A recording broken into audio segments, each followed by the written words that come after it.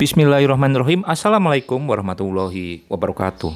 Sobat Safety, kali ini akan mengupas tema khusus tentang obsesi kali ini mengenai mengapa sih fatigue insiden masih berulang.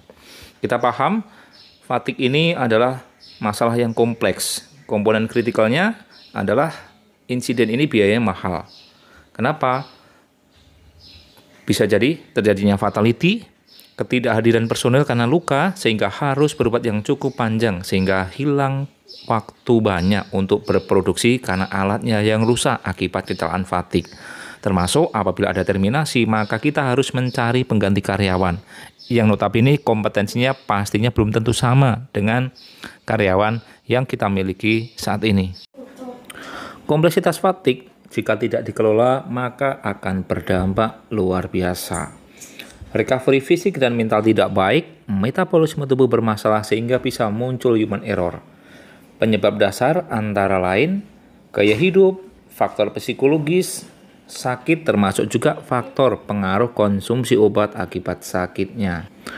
Penyebab fatigue yang berulang dari sudut pandang pertama adalah kualitas investigasi, pelatihan yang kurang, komitmen tim termasuk kompetensi tim sehingga terburu-buru ingin cepat selesai, menyimpulkan tanpa analisa yang memadai sesuai dengan SOP-nya.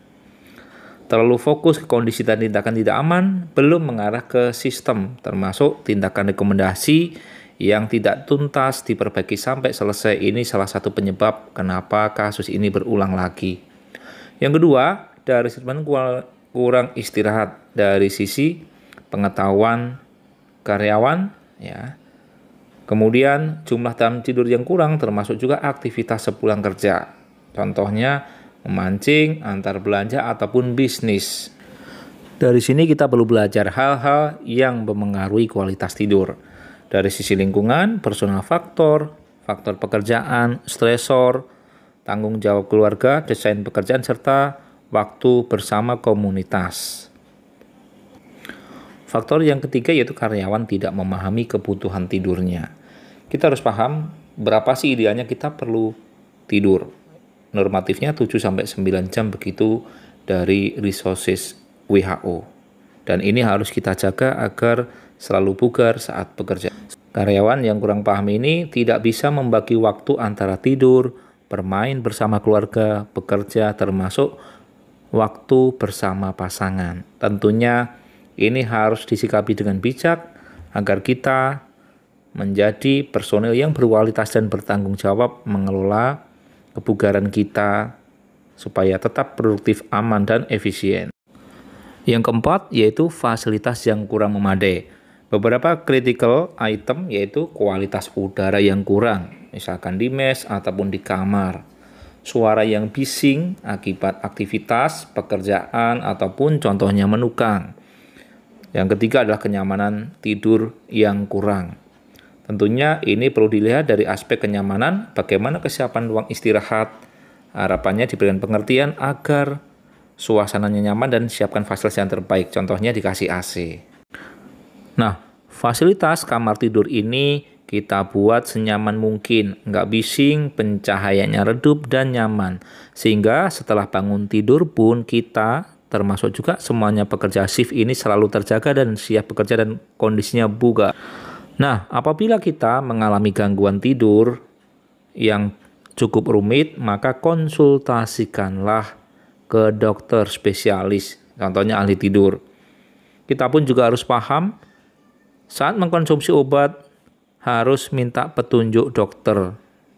Cermati efek sampingnya dan apa yang boleh dan tidak boleh setelah minum obat, contohnya mengemudi supaya kita bisa aman. Yang kelima, karyawan tidak disiplin menjaga jumlah dan kualitas istirahat. Beberapa penyebab diantaranya mengabaikan kualitas istirahat. Yang kedua, menganggap fatigue atau kelelahan ini adalah hal yang wajar dan terjadi saat bekerja. Berikutnya adalah belum paham mengenai manfaat tidur berkualitas yang akan selalu menjaga stamina kita dalam bekerja. Yang keenam, ini fatigue berulang karena faktor masalah pribadi. Ini cukup mengganggu dan banyak sekali kasus di berbagai belahan dunia di tambang termasuk di tanah air. Nah, apa sih yang harus dilakukan apabila kita selaku pekerja shift andai kata ada masalah pribadi, masalah keluarga, gangguan kesehatan, ataupun contohnya asmara, jangan sungkan dan kita harus jujur laporlah kepada supervisor. Dan supervisor yang mendapat report atau laporan harus legowo memberikan izin supaya diselesaikan dan tidak menimbulkan gangguan konsentrasi saat bekerja yang dapat berakibat kecelakaan. Mudah-mudahan informasi ini dapat membantu kita semuanya untuk lebih care dan lebih peka terhadap masalah yang ada hubungannya dengan fatigue. Kita paham, fatigue ini insiden mahal. Mari kita berjuang bersama supaya tetap sehat, aman, selamat, produktif, dan ketemu keluarga tercinta dengan selamat. Demikian disampaikan. Akhirul kalam. Wassalamualaikum warahmatullahi wabarakatuh.